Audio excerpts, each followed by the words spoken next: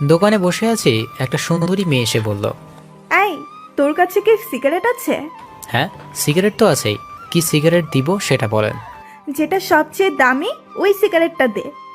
আমিও কথা মতো সিগারেটটা দিলাম। সিগারেট দেওয়ার পর বলল, আগুন ধরিয়ে দিবে। আমি বললাম, আমি কেন আগুন ধরিয়ে দিব? আপনি খাবেন, আপনি আগুন ধরিয়ে নিন। তখন মেয়েটি বলল, তুই দোকানে নতুন নাকি?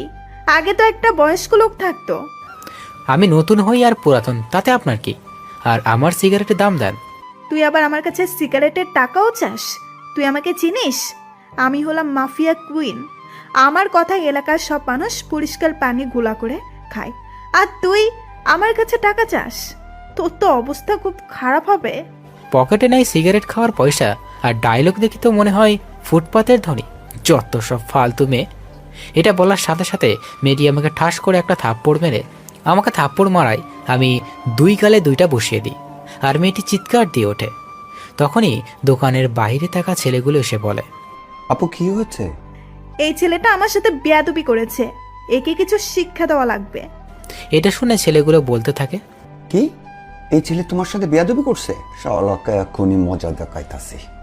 এটা বলে যখনই ছেলেগুলো আমাকে ধরতে আসবে তখনই বাবা এসে বলল, কি হয়েছে? তোমার ছেলে আমার সাথে বেয়াদবি করেছে, আর এর জন্য আমি তোমার ছেলেকে শাস্তি দিব।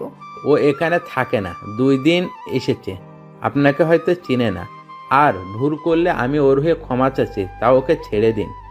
ঠিক আছে, তুই ভালো মানুষ বলে তোকে ছেড়ে দিলাম। পরের বার সাবধান করে দিস, তা না হলে পরের বার কিন্তু অনেক পস্তাবে। ঠিক আছে মা, বলে দিব আমি। বাবা, তুমি ওর সাথে ওভাবে কথা বলছো কেন? আর সিগারেটের টাকাটা দিয়ে যেতে বলো। টাকা আমার কাছে পাই, আমি দিবানি। এত কথা বলো কেন তুমি? আমি কথা বলছি তো, তাই না? মা, তুমি চলে যাও, আমার ছেলের কথা কিছু মনে করো না, ওর একটু রাগ বেশি তো। পরে মেয়েটি ওর তার ছেলে পেলে সবাই চলে গেল। তখন বাবা বলল, তুই কি মেয়েটাকে চিনিস বাবা? মেয়েটিকে চিনি আমি কি করব? আর মেয়েটিকে? মেয়েটির নাম হলো সাইফাতুল আয়াত, অনেক জেদি এবং বদমেজাজি মেয়ে। তুমি তো মনে হয় শুনেছ শুভ মাস্তান এর কথা। ওই হলো শুভ মাস্তান এর হবু বউ। সেই জন্য কোনো ছেলে পেলে তার সাথে লাগতে আসে না, সবাই ভয় পায়।